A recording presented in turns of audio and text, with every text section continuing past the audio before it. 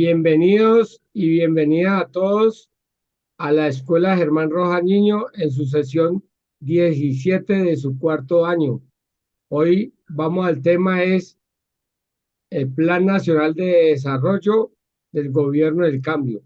Hoy nos acompaña la senadora del Pacto Histórico y compañera Clara López Obregón. Compañera Clara, bienvenida, tiene la palabra. Mauricio, muchas gracias por la invitación a este espacio de reflexión de compañeras y compañeros.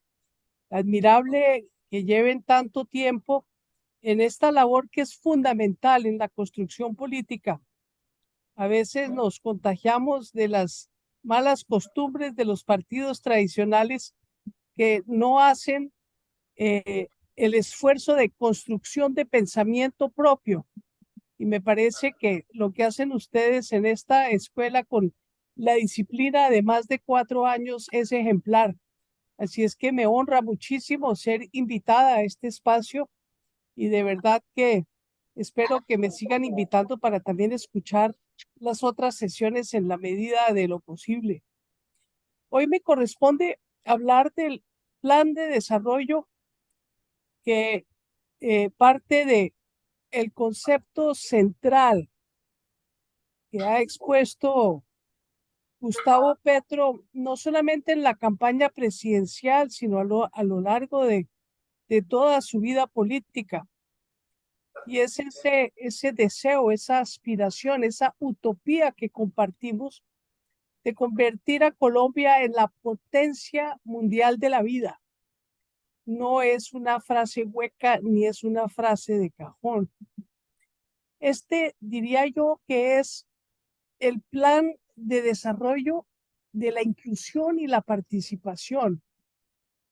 Es el plan para enfrentar el cambio climático y es el plan de la paz total. Estos tres grandes conceptos que abarcan todo el plan parten de el diagnóstico que hemos hecho durante tantos años de lucha, que el país estructurado es, por decirlo banalmente, el de la mitad de la población. Pero hay otra mitad de la población que es la población de la exclusión. Es la población de la periferia del país y de la periferia de las grandes ciudades. Es el país de la gente que no ha tenido acceso a los bienes del desarrollo, que se debate en el desempleo, en la informalidad, en el subempleo, en el rebusque, que nosotros pensamos debe dignificarse por lo que verdaderamente es. Es la economía popular que si tuviera acceso a todo lo que le dan a la economía estructurada, este país no solo sería potencia mundial de la vida, sino de la productividad, de la producción. Porque imagínense ustedes en la economía popular haciendo empresa con tasas de interés como las que da el gota a gota. Eso es un heroísmo. Hacer empresa, así sea básica de subsistencia, con tasas de interés del 1000%, cuando la gran empresa se queja ahora con razón de que le están metiendo tasas de interés del 20 y del 30%. Entonces, sin lugar a dudas, este plan busca romper con ese criterio de la exclusión a través de la participación en el gran sentido de la palabra. No solo participación política, sino participación en los bienes del desarrollo económico, participación en la economía. Es llegar a una concepción integral de ciudadanía que no por la antigua la hemos podido conquistar en Colombia. Aquí nos han querido dejar en la ciudadanía de los derechos civiles y algunos de los derechos políticos, como el derecho a votar, pero el derecho a la economía, el derecho social a participar en los bienes del desarrollo ha sido negado a esa mitad de la población que no hace parte de ese esa economía de ese país estructurado. Entonces, sin lugar a dudas, uno de los temas centrales de este plan de desarrollo es buscar generar las condiciones para esa participación y la inclusión de esa economía popular y de todos esos sectores olvidados, relegados, las comunidades afro, las comunidades ancestrales, indígenas, sin lugar a duda, los campesinos. Sí, a ver, Mango, los campesinos, me disculpan, los sectores LGBTI, las mujeres, los jóvenes. Entonces, en ese orden de ideas, yo quisiera pasar rápidamente a tocar cómo es que damos este plan de desarrollo para que fuera no solo en su propósito y objetivo, sino en su confección participativo. Recordarán ustedes que el presidente Petro hizo un gran esfuerzo para organizar 51, tal vez fueron 54 diálogos regionales vinculantes y culminaron en el mes de diciembre del año pasado. Ese fue un esfuerzo enorme de participación que vinculó a miles de colombianos en un esfuerzo por señalar prioridades, por señalar la posibilidad real de tener una voz en lo que debería ser en cada región la inversión que finalmente llegara por primera vez en muchos casos. Entonces, para plantear que no es solo una teoría, sino una práctica desde la participación y la inclusión, que incluye desde luego que este plan ha sido sometido a la consulta previa. Puede continuar, compañera.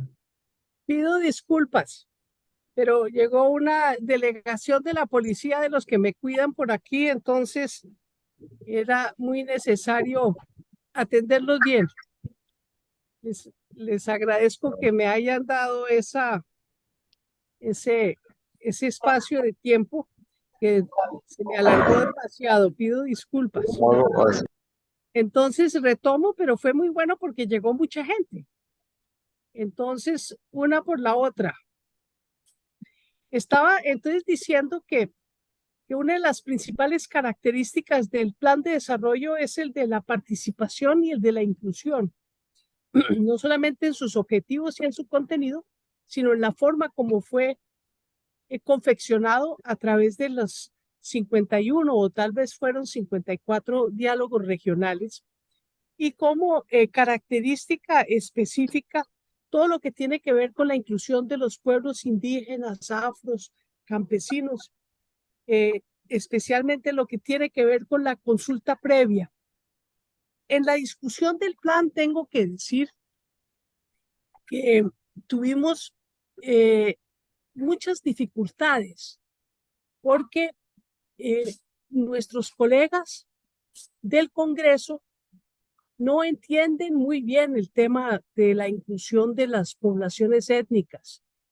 Muchos de ellos nos tocó como volvernos pedagógicos con el artículo 13 de la Constitución, diciendo que sí, que todos como ciudadanos somos iguales ante la ley, pero el artículo 13 exige ni siquiera exige, contempla una excepción a la igualdad ante la ley y es toda la acción afirmativa frente a los sectores tradicionalmente discriminados y excluidos, que precisamente son las comunidades indígenas, las afro, los campesinos y demás, a quienes el plan de desarrollo les dedica una serie de actividades y nuevos mecanismos de inclusión desde la óptica de la contratación pública, que les tengo que explicar porque tiene un impacto muy grande en la incorporación de toda esa economía popular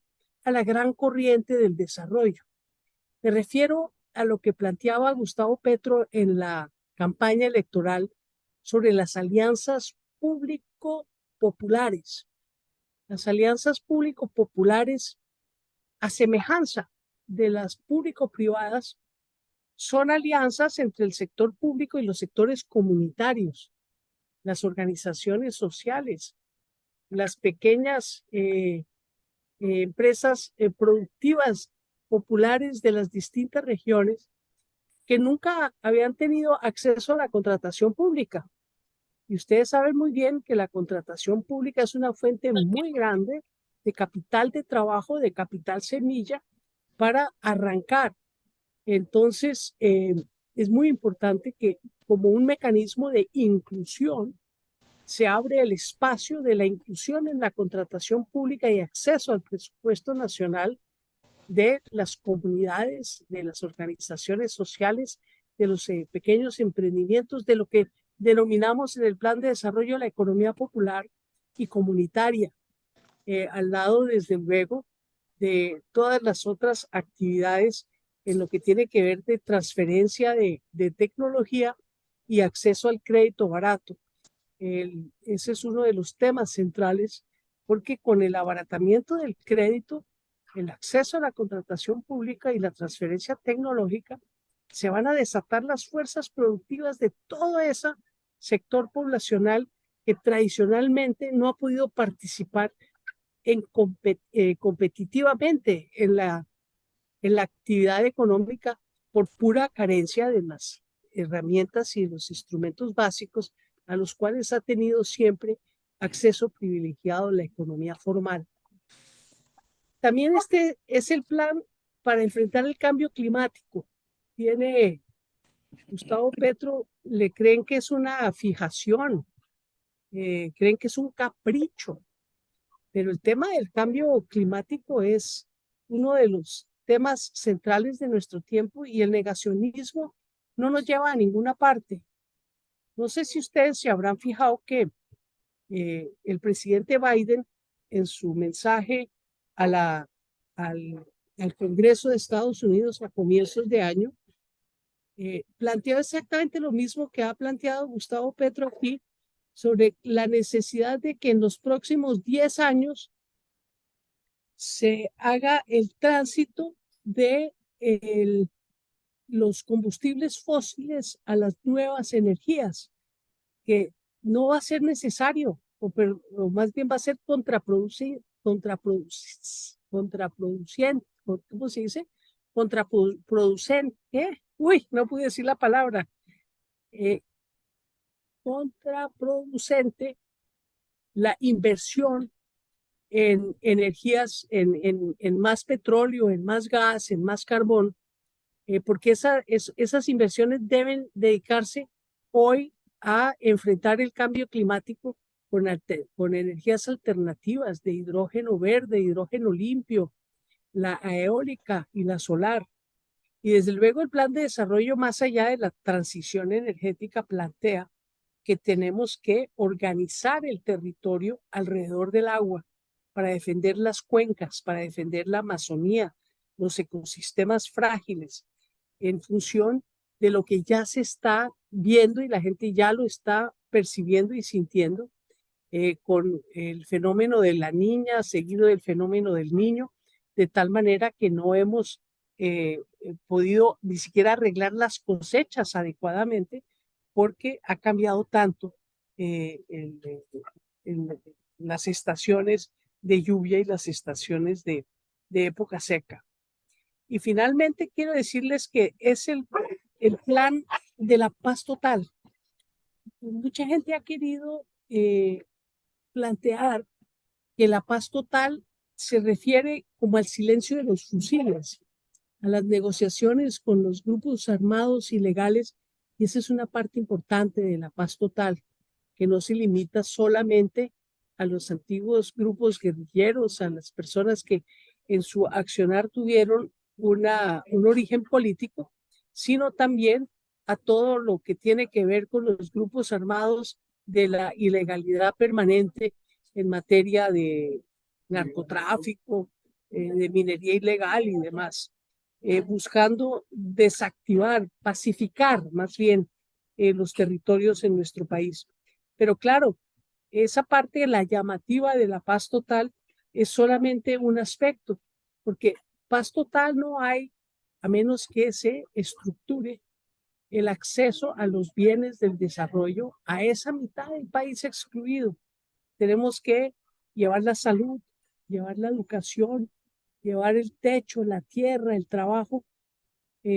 Algunos dirían hay que llevar no solo el Estado, sino el mercado a los territorios, porque la realidad es que paz no puede haber sin esa ciudadanía económica, esa ciudadanía social de los derechos económicos y colectivos que piensan los del establecimiento que son muy caros y que cómo se nos ocurre estar pensando en reformar las pensiones, en reformar el sistema de la salud, en recuperar los derechos laborales como lo ha pedido Petro a través de esos tres importantes proyectos de ley que son complementarios del plan de desarrollo, porque la paz es eso, la paz es salud, la paz es educación, la paz es trabajo y no solamente el silenciamiento de los fusiles, que es algo esencial, porque obviamente sin seguridad pues no vamos a poder tener una ciudadanía completa. Entonces, con esta nueva visión de desarrollo, ¿qué propone el Plan Nacional de Desarrollo? Bueno, propone lo que se han denominado las 5 grandes transformaciones, que son la del ordenamiento del territorio alrededor del agua, que se denomina en el plan también justicia ambiental, la seguridad humana con justicia social, que es la segunda gran transformación. La tercera es el derecho humano a la alimentación, cero hambre, el derecho a no pasar hambre. La cuarta transformación es la productiva, tal vez es la que mayor impacto va a tener a largo plazo con la internacionalización de la economía en nuevos términos, en los términos de soberanía alimentaria, en los términos de la reindustrialización del país, porque hoy en día, como todo lo importamos, pues no hay fuentes de trabajo nacional suficientes para una fuerza laboral del tamaño de la colombiana. Y finalmente la de la convergencia regional. Es una transformación fundamental, porque el desarrollo en Colombia se ha concentrado en el llamado Triángulo Dorado de Bogotá, Medellín, Cali. Esa parte central del país es, por decirlo de alguna manera, el sitio privilegiado donde está esa economía formal, esa economía estructurada y donde está el Estado y donde está toda la inversión y desde luego en las afueras, que es donde está nuestra gente, donde está el potencial del apoyo al presidente Petro, tanto electoral como social, en las periferias del país y en las periferias de las ciudades, como dijimos al comienzo, pues en esas zonas no hay inversión. Convergencia regional es que todos converjamos hacia la misma calidad de vida. Quiere decir que hay que incorporar el Pacífico, la costa Caribe, los antiguos territorios nacionales, las zonas olvidadas, al torrente del desarrollo, buscando acotar, cerrar las brechas de calidad de vida entre el campo y la ciudad y desde luego entre este triángulo dorado y el resto del país. Eh, el, el ordenamiento del territorio alrededor del agua y la justicia ambiental implica solucionar una cantidad de conflictos socioambientales dramáticos que ustedes conocen en los territorios, los enfrentamientos por la gran minería versus el desarrollo agrícola y territorial de las comunidades. Sin un orden territorial serio, la actividad humana es insostenible. Es lo que ha venido planteando Petro de tiempo atrás y obviamente los instrumentos de planeación que no se han armonizado han provocado una desarticulación muy grande entre las distintas actividades y las vocaciones de los territorios en los cuales se plantean. Por eso es que es tan importante recuperar una visión del territorio alrededor del recurso más importante que es el agua para generar sostenibilidad y gestionar la actividad económica alrededor de los usos naturales y productivos del suelo en armonía con la naturaleza. En lo que tiene que ver con metas de esta gran transformación, tenemos el conjunto de la reforma agraria. Hay una meta del plan que es fundamental. Mire, del 22 del año desde que se firmó la paz en el 2016 hasta el año 2022, solamente se habían entregado 17.506 hectáreas para cumplir con el compromiso de entregar 3 millones de hectáreas a campesinos sin tierra y con poca tierra. Pues bien, en este plan de desarrollo se incluyen en las metas la entrega de 3 millones de hectáreas. O sea, tratar de ponernos al día con ese compromiso nacional en el Acuerdo de Paz de La Habana, pero desde luego lo fundamental, además de cumplir con el acuerdo, es tratar de adecuar el país a las necesidades de su desarrollo, abriéndole paso a la vía campesina en la cual está afincada la seguridad y la soberanía alimentaria del país. Otro de los grandes objetivos del plan de desarrollo tiene que ver con la afectación de las viviendas por todos estos eventos climáticos tan dramáticos que hemos visto, de las inundaciones, de los deslaves, de los deslizamientos. Mire, en el año 2022, que es la línea base, solamente se habían eh, eh, reasentado 155 familias de manera definitiva.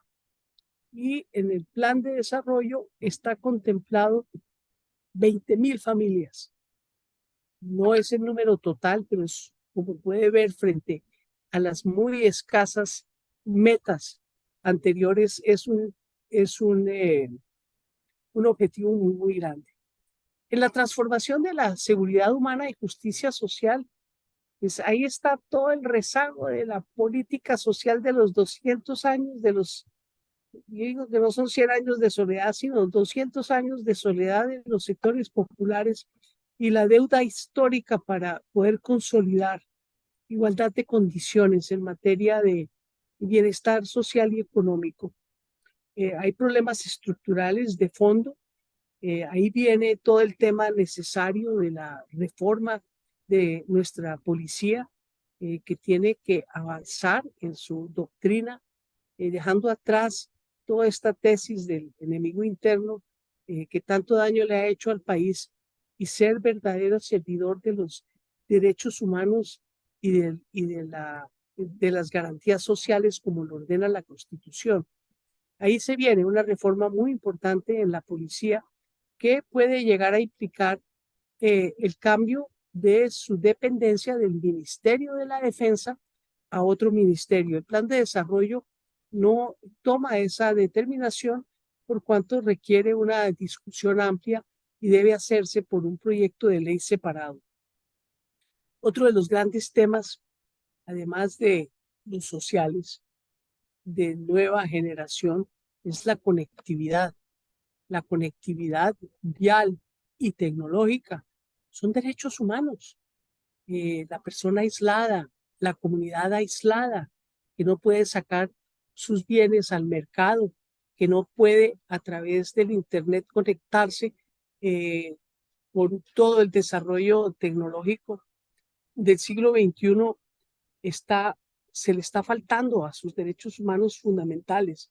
Entonces, además de la salud, de la educación, de la vivienda, del saneamiento básico, del agua potable, tenemos nuevos derechos humanos de carácter tecnológico en la conectividad del Internet, pero uno que yo no sé por qué había estado rezagado, que es el de la conectividad vial. Aquí hicieron las 4Gs por billones de pesos y se nos quedó el país desconectado de vías terciarias. Yo, por ejemplo, ando con una dificultad muy grande con una comunidad que hay aquí al norte de Melgar, donde me encuentro, en Honda y Mariquita. Se cayó un puente de una quebrada hace más de un año. Se quebró toda la economía de dos veredas. No pueden sacar a los enfermos, los niños tienen dificultades para llegar a la escuela, que los de un lado no pueden pasar al otro. Y tal es el enredo para hacer un puentecito de nada eh, que llevan, yo desde que entré estoy en la brega y la única salida va a ser una declaratoria de emergencia por el Nevado del Ruiz para ver si logramos que la alcaldía de Honda, la alcaldía de Mariquita, la gobernación del Tolima, eh, el, eh, el INVIAS a nivel nacional puedan coordinarse para hacer este puentecito. Pues el plan de desarrollo está creando nuevamente caminos vecinales con patrimonio propio para que podamos emprender las pequeñas grandes obras de las comunidades en los territorios.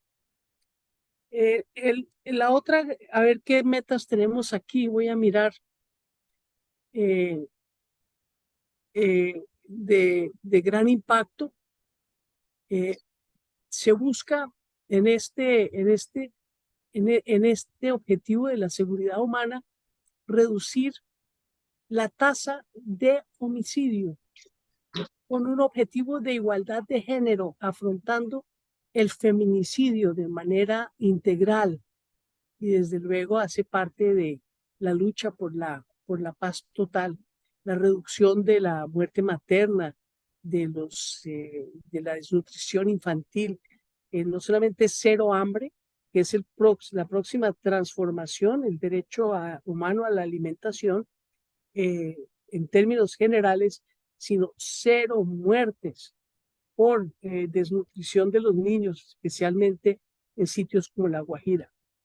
La tercera gran transformación es el derecho humano a la alimentación para enfrentar los altos niveles de inseguridad alimentaria que han crecido por la crisis internacional.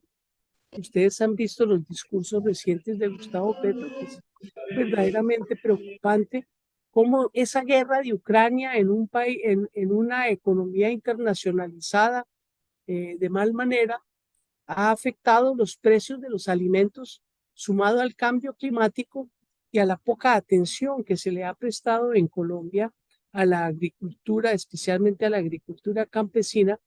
Estamos viendo unos crecimientos en los precios de los alimentos verdaderamente desastrosos, que han implicado que incluso en ciudades como Bogotá, el 30% de la población no esté comiendo sino 2 comidas diarias, con un déficit alimentario sustancial que refleja lo grave que debe ser la situación en sitios menos ricos y menos aventajados desde el punto de vista de institucionalidad para hacerle frente a ese flagelo. Pues aquí se busca mejorar la gobernanza territorial para el diseño de políticas y su ejecución que permitan garantizar que se produzcan los alimentos necesarios, que lleguen a las bocas necesarias y que no sea un tema de falta de recursos el que implique que las personas pasen hambre. Ello implica una gran transformación en el sector agropecuario, del cual los 3 millones de hectáreas de que veníamos hablando de la meta de la reforma agraria de este gobierno va a jugar un papel fundamental. Pero es que no es solamente la tierra, es el crédito, es la transferencia tecnológica, es la salud, es la educación, la gestión social integral para generar condiciones de vida que nos cierren brechas, que nos permitan esa convergencia regional de la primera transformación que hablamos.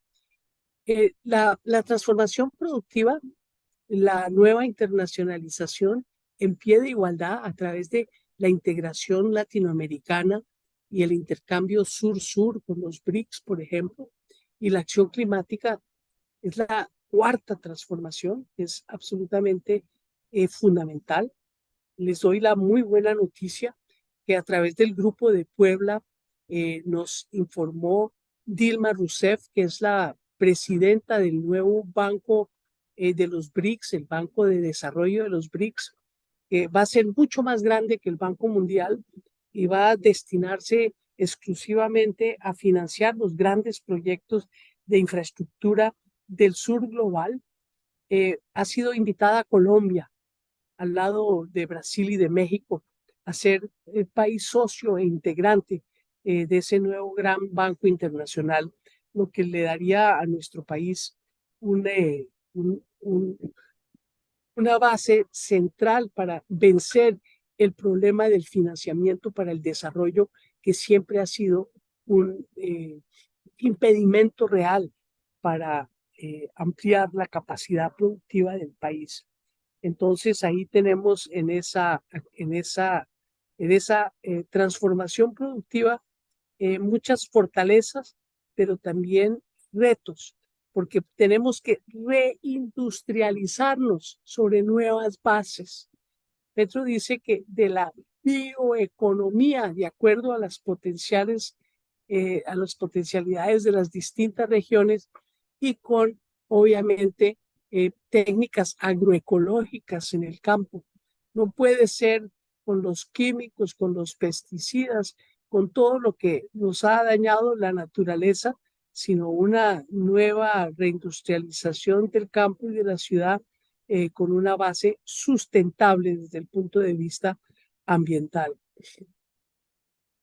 Y la última meta que yo pensé que la había descrito con la primera, la última transformación es la de la convergencia regional, acceso a oportunidades y a la provisión de bienes y servicios que hoy en día está tan desigualmente repartida en el territorio nacional, tiene que ir a disminuir esas brechas de acceso.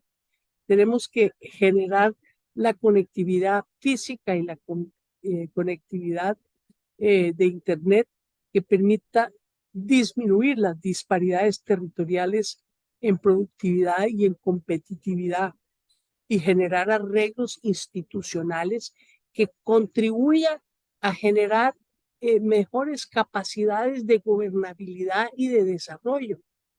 A veces los linderos entre un departamento y otro, son fronteras pintadas en un mapa, rompen lo que es una región integral.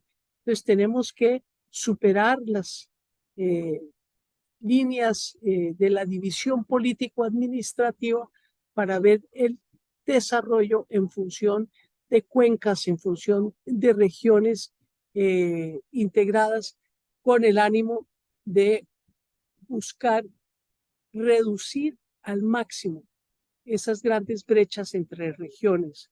Eso implica, desde luego, sacar a los municipios PEDET, que son los que menores tasas de todo tienen, en búsqueda de su convergencia con los demás municipios. Tenemos que aumentar la confianza institucional a través de una mejor gobernabilidad y, desde luego, generar en este aspecto acceso a la vivienda digna en las ciudades y también en los campos de Colombia. ¿Cuánto vale el plan? Carambas, es un plan muy ambicioso. Vale 1.155 billones de pesos en 4 años. Eso es, mal contados, 300 billones de pesos, 3 billones de pesos, perdón, 300 billones de pesos al año. Ejecutar eso, como decía el presidente Petro, es un reto extraordinariamente grande. Decía el presidente Petro en la ceremonia de transmisión de mando del director general de la policía, que él tenía una gran preocupación. Y es que en todos los niveles de gobierno, desde los ministros, pasando por las agencias, cayendo en los departamentos y en los municipios, hay una manera rutinaria de gobernar. Entonces no se ejecuta, el dinero está, pero no se llevan a cabo las acciones necesarias para que cumpla ese dinero con el beneficio que le debe prestar a la ciudadanía. Entonces él ha pedido audacia. Una preguntita, perdón. ¿Sí? ¿Quién habla? Qué pena, Dilson Digna. Dilson, esperemos que termine ella la exposición y hacemos las preguntas, por favor. Ya estoy a punto de terminar. Estoy solamente en este último espacio de cuánto vale el plan. Entonces, esos 1.150 billones de pesos se reparten principalmente de la siguiente manera. 743 billones, que es la proporción más alta, se va a destinar a seguridad humana y justicia social. Esa es la transformación que va a tener la mayor inversión. Seguidamente viene la de la convergencia regional con 138 billones de pesos. En tercer lugar, la transformación productiva, internacionalización y acción climática con 114 billones, seguida del derecho humano a la alimentación con 46 billones y el ordenamiento del territorio alrededor del agua con 29 billones de pesos. Un complemento de 84 billones de pesos en todo lo que tiene que ver con estabilidad macroeconómica. Entonces tenemos un plan que está financiado. Vino la reforma tributaria, ha habido un mejoramiento en todo lo que tiene que ver con la consecución de los recursos, en la lucha anti-evasión. Pero tenemos el gran reto de la ejecución y en eso vamos a tener que trabajar fuertemente desde los territorios, porque la exigencia ciudadana también es un factor importante. Recuérdese lo que planteó Petro al comienzo, que había una especie como de guerra de la administración en contra del gobierno. Hablaba del enemigo interno en los puestos claves de la carrera administrativa de los inamovibles. Entonces todos tenemos que movilizarnos para exigir las reformas, pero también movilizarnos para coayudar en este gran esfuerzo de ejecución de este magno plan de desarrollo que en su ejecución va a ser la cuota inicial de la gran transformación que inicia con este gobierno y que aspiramos que, reeligiéndolo por sus buenas obras y sus méritos, podamos continuar profundizando durante por lo menos 3 o 4 administraciones, porque en 4 años no se cambia ni se puede corregir todo el acumulado de 200 años de historia. Entonces, colegas, muchas gracias por este espacio y atiendo todas sus inquietudes y preguntas. Muchas gracias. Gracias, compañera Clara. Tenemos en el orden es Andy Álvarez, una pregunta sobre el tema que estamos tratando. Andy, ¿tiene la palabra? Sí, muy buenas noches, compañera y doctora Clara. Andy Álvarez, de acá de la ciudad de Cartagena, en referencia a su magnífica exposición acerca del Plan de Desarrollo Nacional. Mi pregunta va enfocada hacia el tema central, que de ese se derivan todas las demás en consecuencia porque van de la mano, y es el estipulado artículo 1 de los acuerdos de La Habana, donde se habla de la reforma agraria. ¿Cómo va a ser su, primero, implementación, ejecución, acompañamiento y desarrollo estructural en el campo colombiano, enfocado en la industrialización, recuperar las vías ferroviarias y los macroproyectos? para la economía circular, que se va de camino con la bioeconomía.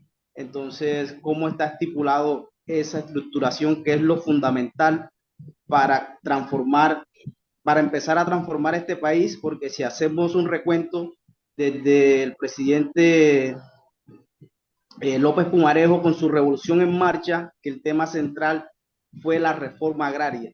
Posteriormente con Jorge Eliezer Gaitán, y también fue plasmado ese proyecto de la reforma agraria. Entonces, ¿cómo está planteado para llevarla a cabo y no se torpedee este cambio tan trascendental en el país con la industrialización y acompañamiento al desarrollo del campo?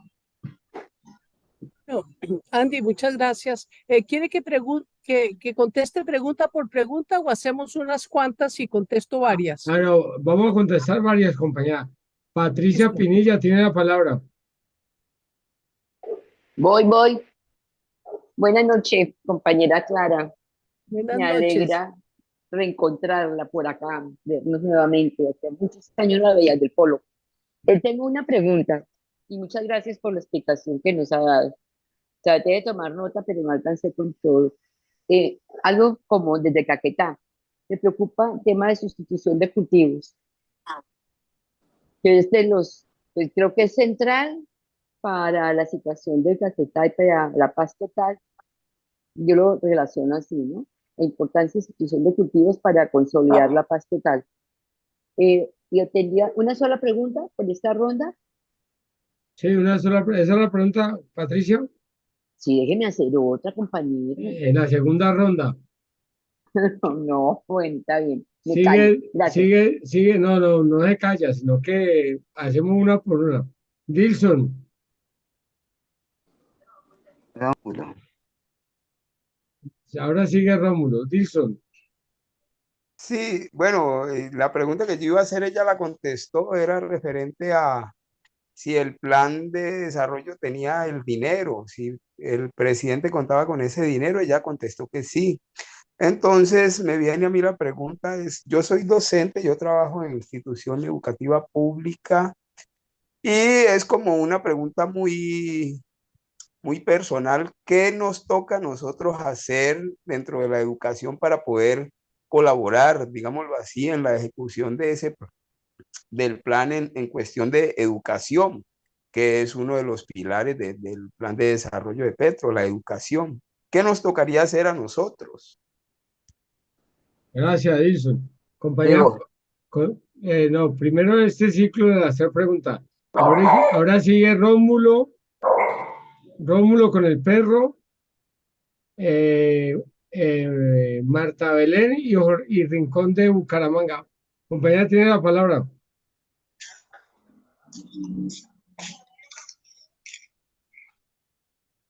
Compañera Clara, Sí, señor. tiene Me la dices palabra para contestar ah, las tres preguntas. bueno, pues pensé que le ibas a decir a Rómulo. No, él Pues sigue mira, ahora.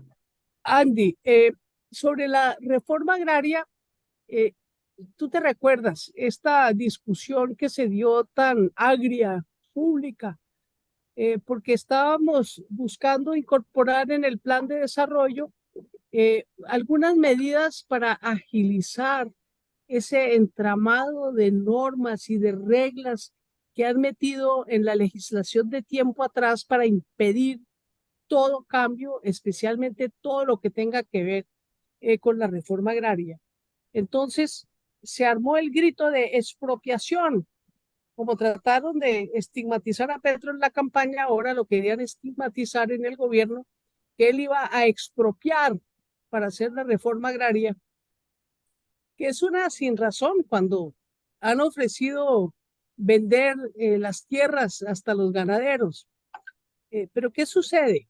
Que claro, en cualquier régimen normal, pues comprar y vender tierra no debería ser tan complicado. Pero en Colombia, el presidente Santos dejó un decreto de esos de fast track al final de su gobierno que rodeó de tantos requisitos y de tantos estudios la adquisición de las tierras por parte de la Agencia Nacional de Tierras, que la hizo prácticamente imposible. Creo que además por falta de voluntad política, les escuché en el Senado a la nueva ministra de Agricultura decir que en los últimos 5 años, con ese decreto, habían podido comprar 3 fincas después de haberse gastado 50.000 millones de pesos en estudios. Entonces, lo que yo le quiero decir es que, claro, hacen la demagogia de que ofrecen las tierras, pero ellos ya saben que tienen por allá una manera de no cumplir la palabra, que es un entramado de leyes que hacen muy difícil la adquisición. Pues bien, como soldado avisado no muere en guerra, en el artículo 61 del Plan de Desarrollo, que es de las compras voluntarias de tierras, sin embargo, se incluye para la reglamentación del gobierno la posibilidad de que se pueda, después de un tiempo corto de negociación, si no hay la verdadera voluntad de llegar al acuerdo sobre el precio, buscar la manera de concretar el negocio, pagar el predio y que la demanda venga después. Entonces, sí, eso no es fácil, pero el plan de desarrollo sí abre alguna agilización de todo ese entramado de leyes que estaba hecho para hacerle trampa a la reforma agraria que habían prometido en los acuerdos de paz. Patricia, en lo de la sustitución de cultivos, Petro ha dicho una cosa muy importante. Dice, mire, esto no es sustitución de cultivos, esto es sustitución de economías. Porque ¿qué saca con que el campesino deje de sembrar coca, le espere 4 años a que le dé la mata de cacao y no tenga ni cómo industrializar, ni cómo comercializar, ni cómo hacer efectivo su cultivo desde el punto de vista de rendimiento económico?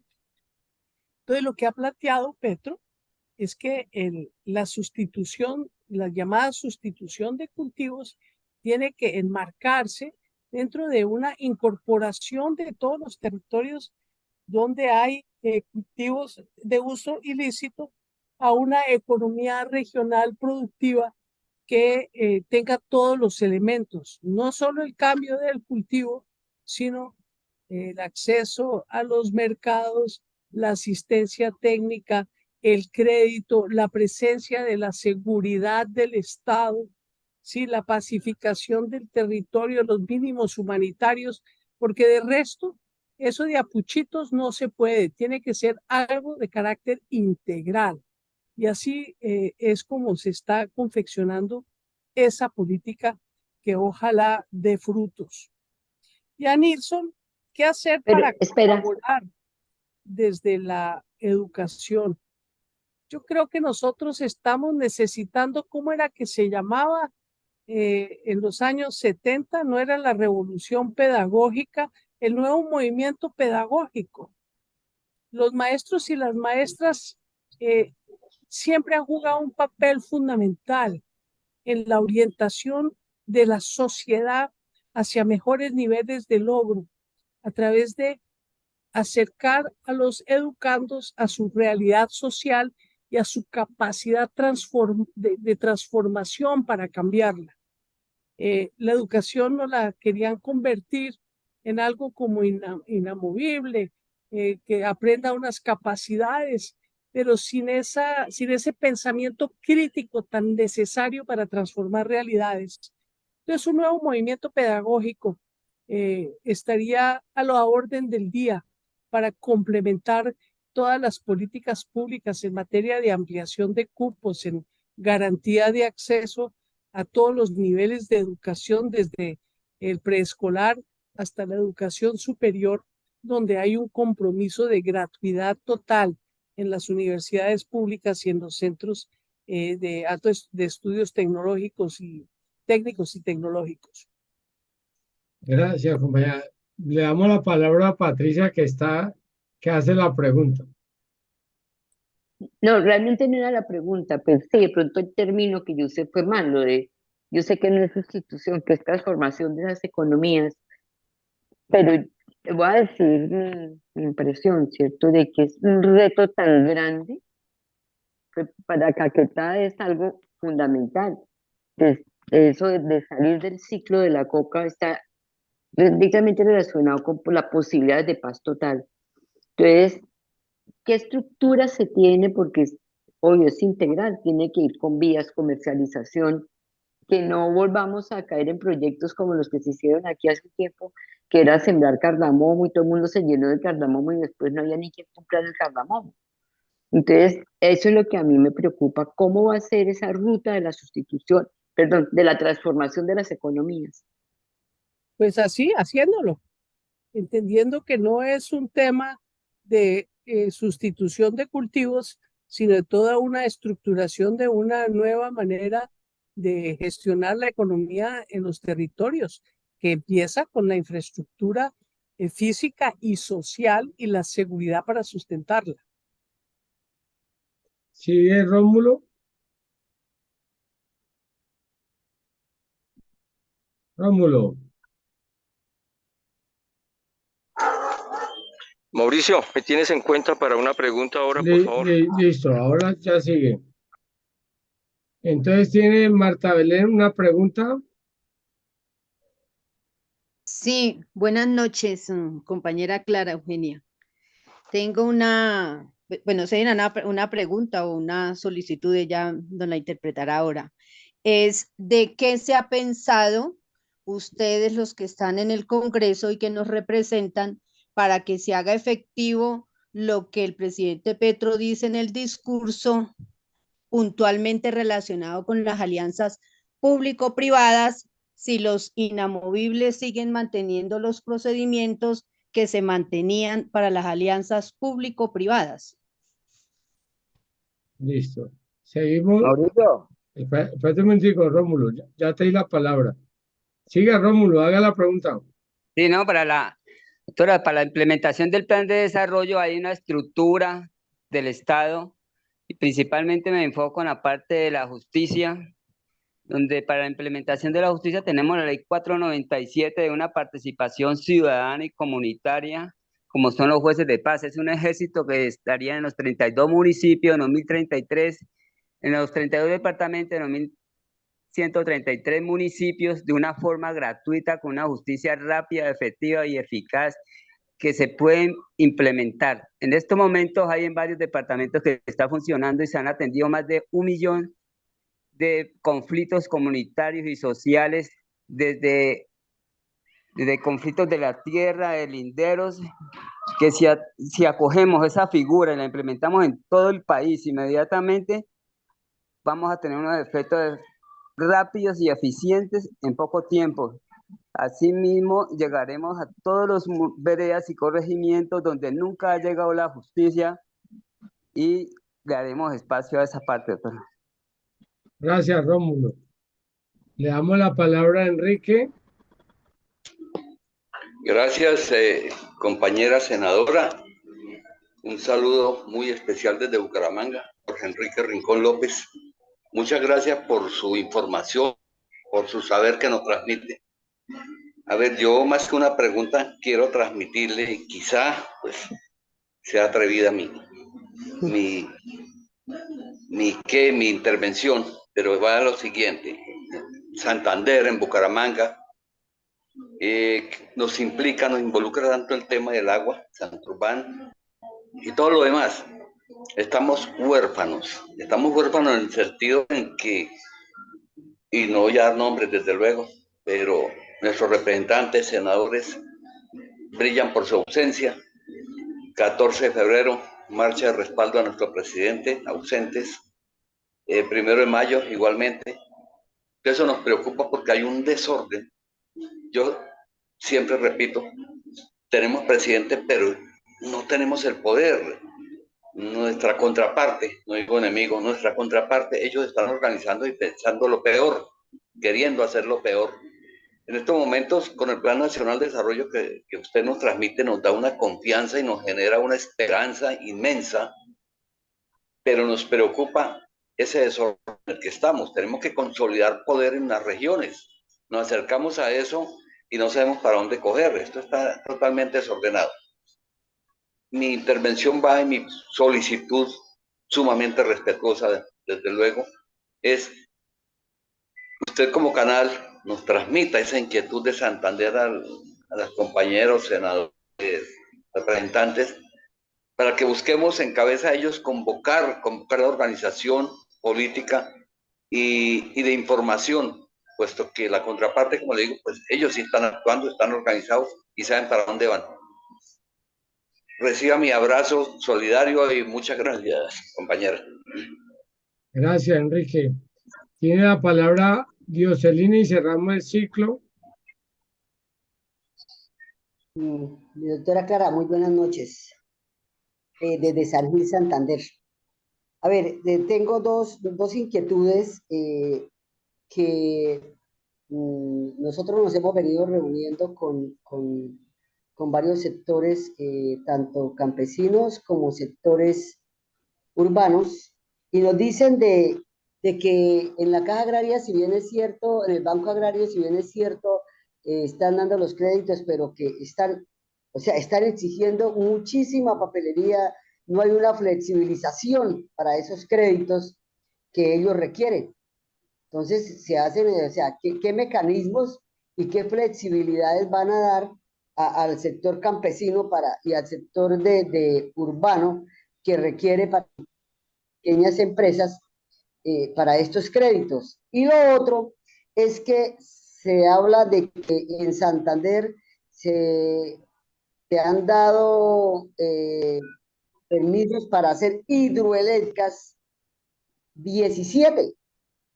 ¿Cómo vamos a rescatar, cómo vamos a salvar el agua si las hidroeléctricas definitivamente nos van a acabar con el poder de los embalses y el poder del agua? Entonces, esas van mis dos, ¿qué mecanismos para proteger verdaderamente las cuencas hidrográficas vamos a tener en Santander o en el país? Gracias. Un gran saludo. Gracias. Tiene la palabra la compañera Clara. Bueno, muchas gracias por las preguntas, las inquietudes y las buenas recomendaciones. Empiezo con Marta Belén sobre las alianzas público-populares. Eso fue una batalla campal, lograr aprobar eso en medio de la estigmatización de todos estos sectores tradicionales y el susto de que les llegue competencia por la contratación pública. Entonces, no nos quedaron perfectas las normas, pero es un primer paso de acceso a los sectores populares de contratación directa con el Estado en pequeñas obras comunitarias y en algunas medianas en las cuales se debe conjugar el aporte comunitario con el aporte público, hasta por 6.000 millones de pesos. Entonces ahí tenemos ¿cómo se dice? Una beta. Pero usted no se imagina, dijeron que era que estábamos, ellos que han sido los dueños de la corrupción, entonces por cuenta de contratos de mínima cuantía, contraticos chiquitos de 20 millones de pesos, 30 millones de pesos. Y sí, ese era el señalamiento de la gran corrupción. Y no sé si ustedes vieron en la prensa, eso fue un escándalo mayor, que contratación directa con las comunidades, con los indígenas, con los afros, que qué horror. Bueno, pero ahí está en el plan de desarrollo, es ley de la República y esperamos que se pueda llevar adelante en absolutamente todo el territorio nacional, porque con esas alianzas público-privadas, público-populares, pueden contratar los municipios, los departamentos, los ministerios, las agencias, las entidades estatales. A Rómulo, lo de los conflictos comunitarios resueltos, me sorprende usted. Es así, yo no me la sabía, que existiera una forma ágil de solución de conflictos de manera alternativa. Yo sé que hay los jueces de paz, que hay esfuerzos, pero pues voy a examinar, porque me parece que eso hay que hablarlo con el ministro de Justicia. Si ahorita me cuenta dónde es que está funcionando para entender mejor cuál es el mecanismo que se está utilizando, porque me parece que es una bendición, porque lo que tiene aquí a la gente enfrentada, además de los temas de la polarización ideológica y de la criminalidad, son los conflictos pequeños que se pueden resolver fácilmente si se permite ese mecanismo ágil del que usted habla. Tanto Enrique como Patricia, como María Belén, les noto cierta, ¿qué pudiéramos llamarla? Cierta sana prevención frente a la capacidad ejecutora del gobierno y desde luego la capacidad de una bancada como la del Pacto Histórico de organizarse bien y estar presente en todos los territorios, no solamente para informar, sino para recibir información. Creo que eso es un tema en el cual tenemos que profundizar. Nuestra bancada no está muy bien organizada, es muy diversa, muy dispersa, como lo es el Pacto Histórico, que ya tiene en su seno 10 personerías jurídicas. Nosotros tenemos el compromiso de seguir fortaleciendo la unidad al interior del pacto histórico y el pacto histórico transformarlo de una coalición a un partido político permanente. Recuérdese que en el año de 2026 el pacto histórico ya no puede ir como coalición porque reúne más del 15% de la votación en todos los niveles, en el Senado, en todas las cámaras. Es un reto muy importante. Y tenemos que vencer la dispersión, tenemos que vencer el escepticismo y entender que siempre que la izquierda se ha unido, ha dado un salto cualitativo y cuantitativo.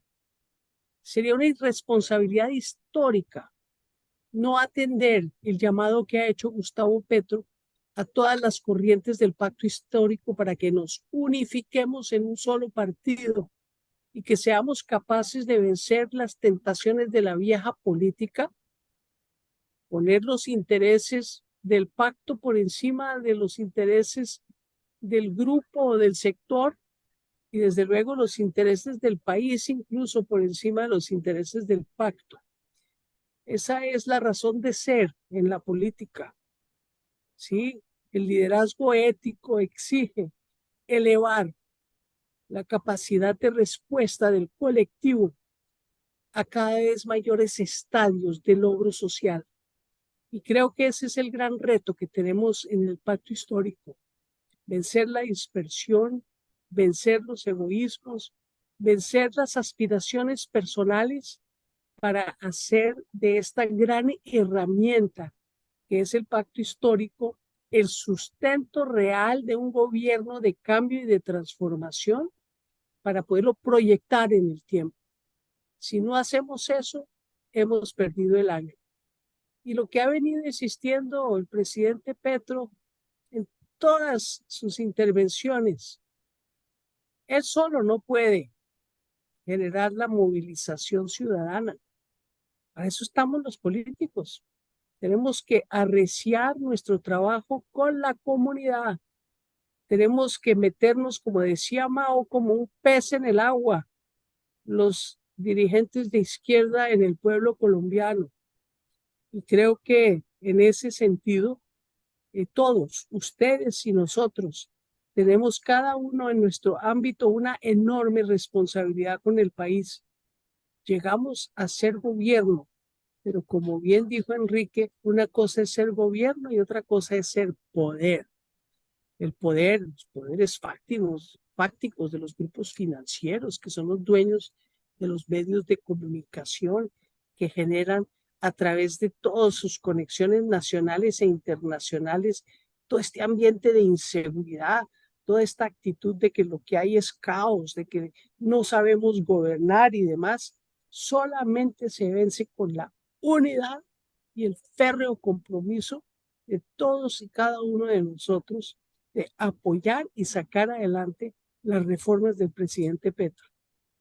Grave lo que está sucediendo de cara a las elecciones, que la gente ya se está midiendo el puesto de edil, de concejal, de alcalde, de gobernador, y no está pensando en el colectivo, no está pensando que estas elecciones tienen que servir para darle fuerza y base al gobierno de Gustavo Petro, que la está necesitando frente a la arremetida de todas las fuerzas de la reacción, que las muestra el punto del iceberg de ese coronel retirado John Marulanda, que llama a defenestar a nuestro presidente, señalándolo de guerrillero, cuando es un presidente civil elegido por mayoría de votos, con unas reformas que reclama el pueblo colombiano de hoy y de años. Entonces, compañeras y compañeros, en eso yo lo único que puedo decir es que tenemos que generar las condiciones entre nosotros mismos y nuestros sectores políticos donde nos movemos de la cohesión, de la convergencia del pacto histórico. Gran lección nos dio el presidente Petro con el reacomodamiento de su gabinete. Él hizo el esfuerzo de un gran pacto social histórico, trayendo de distintos sectores diferentes a los que lo habían apoyado en campaña para gobernar, pero no tuvo éxito. Ellos no entendieron el mensaje. El mensaje no era licuar las reformas para que con un cambio aparente todo siguiera igual, sino el objetivo era transformar colectivamente, ellos y nosotros, la realidad del pueblo colombiano. Pues ahora estamos en un gobierno más homogéneo.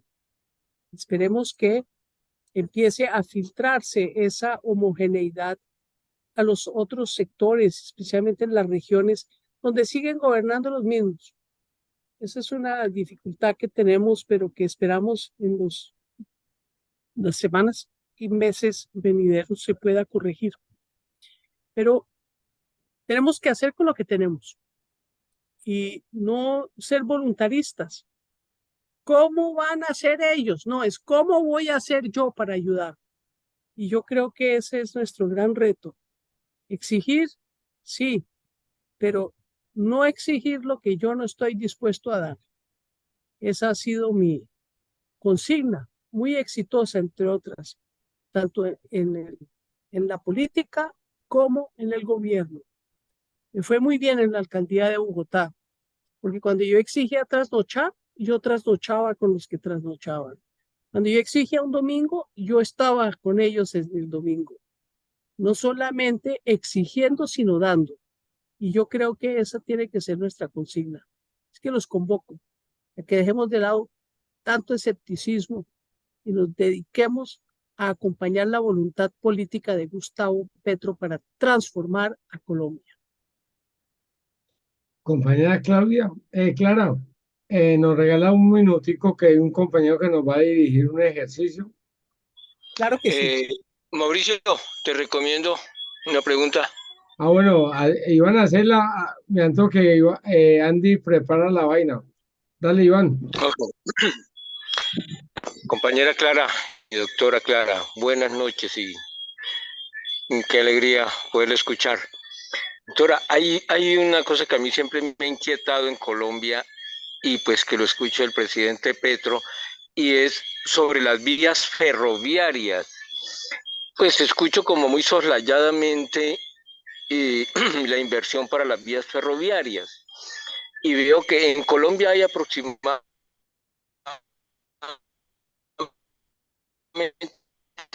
Iván, se te corta. 1.600 kilómetros. ¿Perdón? Iván, se te cortó, Iván. Bueno, ¿aquí me escuchas, Mauricio? Sí, ahí Iván, nítido. quítale la imagen para que funcione mejor la voz. Perfecto. Ahí está bien. Sí, Entonces, yo veo las vías ferroviarias como muy importantes, sobre todo para ese plan de desarrollo en donde queremos llegar a esa otra media Colombia que tenemos vacía, doctora. Me refiero a los llanos orientales, al Bichada con 100.000 kilómetros cuadrados, al Guaviare con 60.000 kilómetros cuadrados, al Baupés, al Guainía, donde todos estamos amontonados en unos cordones de miseria en Bogotá, en Cali, en Barranquilla, en Medellín, y tenemos esa media Colombia desocupada. Tenemos un Bichada, por ejemplo, con 150.000 habitantes en un territorio de 100.000 kilómetros cuadrados. Entonces, lograr llegar con las vías ferroviarias a estos sectores, y usted se imagina esos 3 millones de hectáreas que se va a luchar para la reforma agraria. Allá tendríamos mucho más hectáreas. Lo que pasa es que los colombianos estamos acostumbrados pues a cierta comodidad, que si se me adjudica una tierra que sea aquí cerca a Bogotá o cerca a Cali, pero ¿qué tal si hacemos pedagogía y entramos a trabajar, por ejemplo, esas tierras, aunque yo sé que son pues de más difícil, no solamente acceso, sino de trabajo pues agropecuario, porque son menos productivas por su fertilidad, pero se puede hacer trabajo, por ejemplo, el Guaviare, que queda en un pie de monte, donde es una tierra más productiva para el sector agrícola, y tendríamos muchas más de esas 3 millones de hectáreas. Digo yo, ir haciendo pedagogía para que los colombianos no nos acostumbremos a amontonar en la ciudad, porque es más fácil recibir un mínimo en una ciudad que ir a trabajar en el campo, donde podemos tener pues un sector productivo muy grande, una dispensa muy grande para Colombia, donde tenemos esa mitad de Colombia desocupada. ¿Ustedes cómo han visto para llegar al acceso, además de las vías terciarias, con las vías ferroviarias? Que hasta entiendo, no sé si estoy equivocado, es inclusive más fácil, por ejemplo, la construcción de una carrilera a una carretera. Es esa mi pregunta, doctora. muchas gracias, Iván. Sí, ese ha sido el gran sueño del país. También era sueño de López Pumarejo. Él tenía su actividad económica en los llanos orientales y siempre soñaba con cómo íbamos a incorporar esa media Colombia a la economía nacional. Eso requiere unos enormes inversiones. Por ejemplo, le cuento, para ser productiva cada hectárea de tierra de los llanos se necesita meterle 3 o 4 toneladas de cal a cada hectárea, porque allá las tierras son demasiado ácidas. Se requiere toda esa infraestructura que usted dice, que puede ser el famoso tren del que tanto hablan, que es muy barato por la llanura, pero tendría que cruzar 3 cordilleras.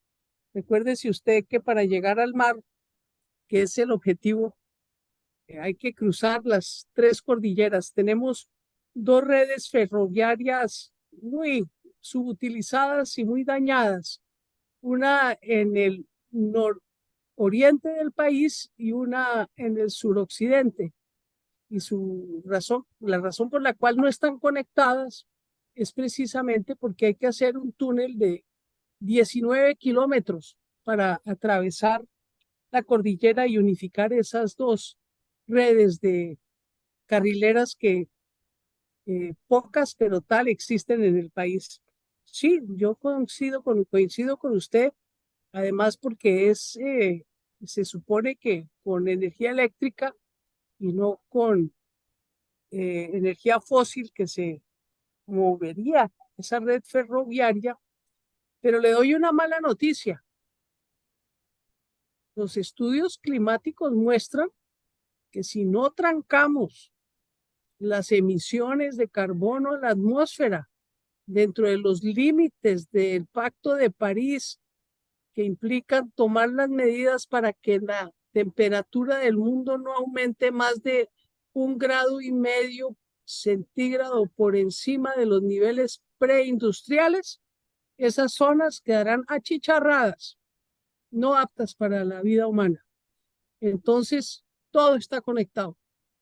Esa es la gran preocupación del presidente Petro y por eso fue a Naciones Unidas a reclamar acción climática y no solamente el fin de esa guerra inútil contra las drogas. Sí, gracias, compañera. Andy tiene la palabra. Muy buenas noches, compañero Mauricio, doctora Clara y compañera. Muchísimas gracias por esta valiosa exposición y a nombre de la Escuela Germán Rojas Niño, en su sesión número 17, le agradecemos por su valioso tiempo y le pido a los compañeros, por favor, que enciendan las cámaras, activen los audios, le regalemos un aplauso a la compañera doctora Clara por su valiosa exposición. Así que muy agradecido en esta construcción de la nueva Colombia, la transformación del cambio, y vamos con todo a lograrlo, doctora. Muchísimas gracias. A ustedes muchísimas gracias, estoy muy contenta, he aprendido mucho de las preguntas y de verdad los congratulo. Ojalá todos los colectivos hicieran lo que hacen ustedes. Compañera Clara, toda su intervención me llama la atención porque la he escuchado en muchos escenarios. Pero esa última frase que usted pronunció, diría nuestro compañero Jaime Bateman, Álvaro Fallá, Carlos Pizarro, hay que andarle rápido y fuerte. Así es. Por eso Carlos Pizarro le decían caballo loco, porque caminaba, cuando decía hay que ir allá, se llegaba allá como fuera, pero con paso firme. Y aquí está la hija de nuestro último comandante, que también era un poquito loco y acelerado. Es la que tiene una chaqueta negra. Diana. Diana. Ella es la hija decíamos Oscar, y ahora en la legalidad hace 33 años le decimos Libardo Parra, que nadie lo conoce como Libardo. Todo el mundo Oscar. Gracias, pues, compañera. Compañero Mauricio, ni un paso atrás ni para tomar impulso. No, eso se asusta a uno. Uno se asusta. La promesa será cumplida, compañeros. Feliz noche a todos y muchas bendiciones. Lo mecánico, digamos palabra que sí, pero duro. Prenda los micrófonos. Palabra, hágale. Palabra que sí. Palabra que sí. Palabra que sí. Palabra que sí. Palabra que sí. Palabra que sí. Gracias. Hasta pronto. Muchas gracias.